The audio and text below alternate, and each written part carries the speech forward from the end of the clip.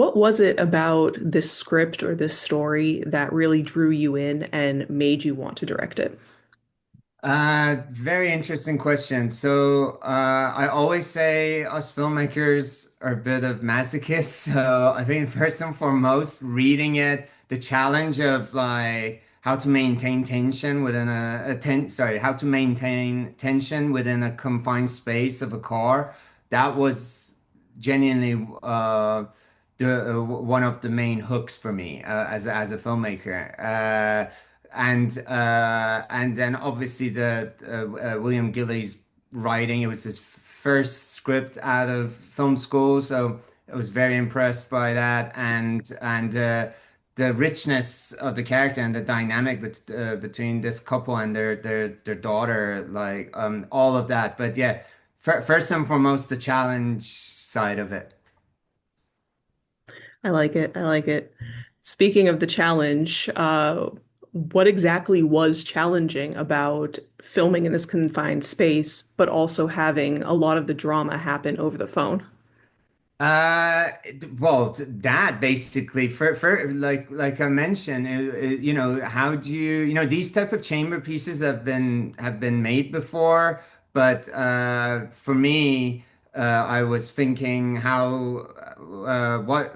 what can I bring to the table that's new, and how I can I sort of maintain the tension within this contained space. I mean, Locke, with Tom Hardy was like one of the films that came to mind, but that was like pretty much sort of like camera mounted on a car and they drove. And so I was like, with this, I really want to get inside the car, and the car almost becoming representation of these parents' psyche. That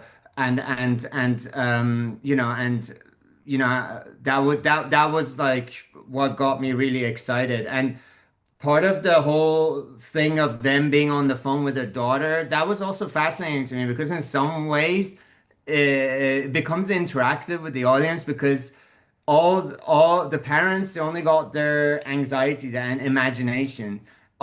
That makes the audience, that put the audience in their shoes as well, because they also end up having their having their imagination filling certain gaps. So I think that that was even though audio is a big part of the movie, that made it even more cinematic for me. It just, yeah, brings the audience more in and more into the space of these parents in the shoes. Um, was Alice always meant to be just a voice?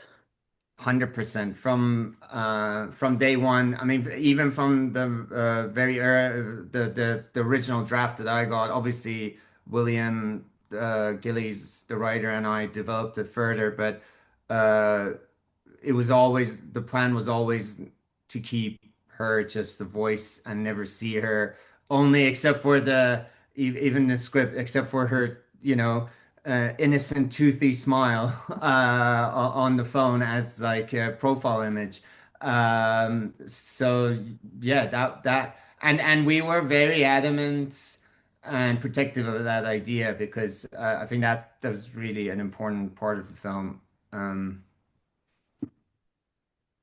Nice, nice. Um, Overall, the design of this film was just incredibly striking. The visuals, the sounds, the lack of sound. So what went into designing this, and why was this attention to detail so important for you? I mean, with such a film that is so contained, and we didn't have, like, it wasn't a big budget, and it was, we didn't have a big budget, and also we shot the whole thing 17 days. So Oh, wow. all of that, when it comes to like these sort of like limitations, planning, it becomes more and more important. So we had to sort of myself, my DP Kit Fraser, my editor Laura Jennings, and the lovely sound designers Paul Davis and Tim Burns. We had very early on conversation about how to map it out, and the film kind of starts in a real sort of objective space, and then becomes more and more expressionistic, and because also we very early on decided everything outside of the car will be shot on 16 millimeter film. And then the moment we go through the windscreen and enter the space of the car, it switches to digital, becomes colder and crisper, and and then we chaptered when they get in the car, it was like the longest scene ever. It was like 55 page scene six. It was like so it was like we had to break it down like chapters and sort of figure out when the shifts happen, both like emotionally, but then visually as it becomes more and more expressionistic and strange, and also sound wise, and for the edits, how to escalate the tension. So yeah, it was like a lot of planning. And if you honestly take the beginning of the film and compare it with the frame near the end, you can see even the color palettes have changed and everything. Yeah. Okay, as I said, it's like you go deeper and deeper into the sort of the psyche, this anxious psyche of the parents.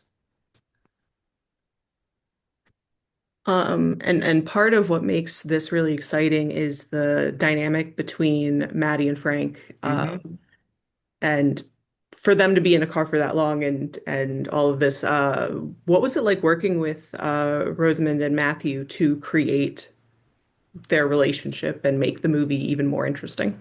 Oh, it was fantastic. First of all, getting two brilliant actors to do these parts helped a lot because they're both fantastic, and we didn't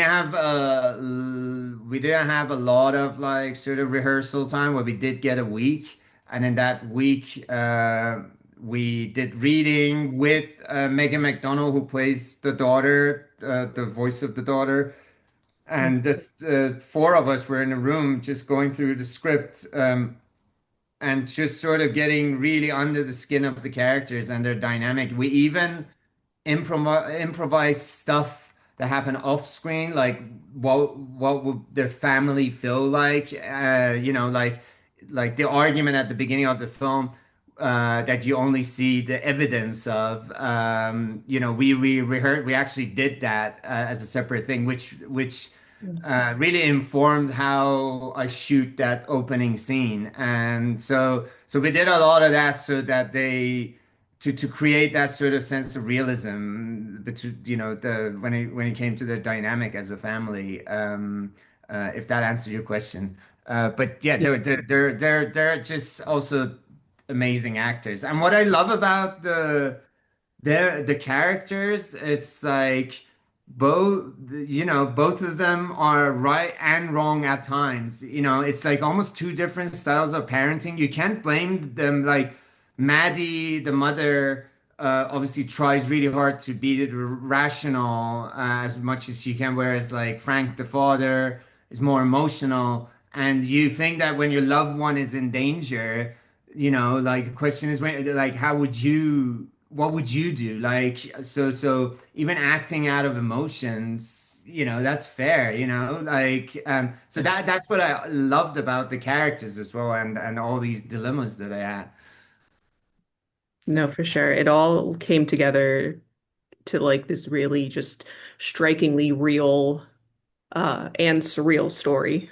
So, Thank you. That's perfect, actually. It's like a real turning into surreal. yeah. Uh, uh, Um, Ultimately, what do you hope people take away from watching this?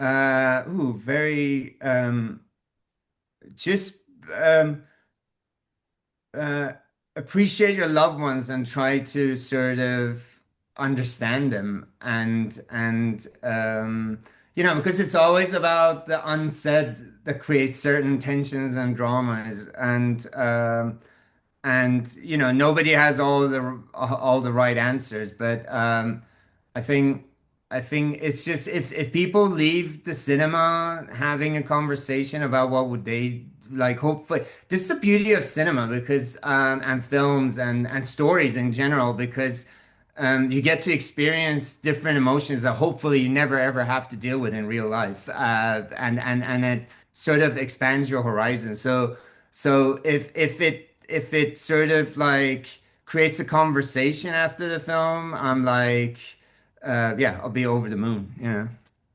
Awesome. Um, Before I let you go, is there anything else that you'd like to add about Hollow Road? Uh, um, yes, I recommend people to once the film ends, not to immediately rush off. Like maybe at least if you don't want to sit through the whole end credits, which the score, by the way, is amazing, done by Lauren Bath and Peter Adams, based on one of my favorite sort of 80s the songs.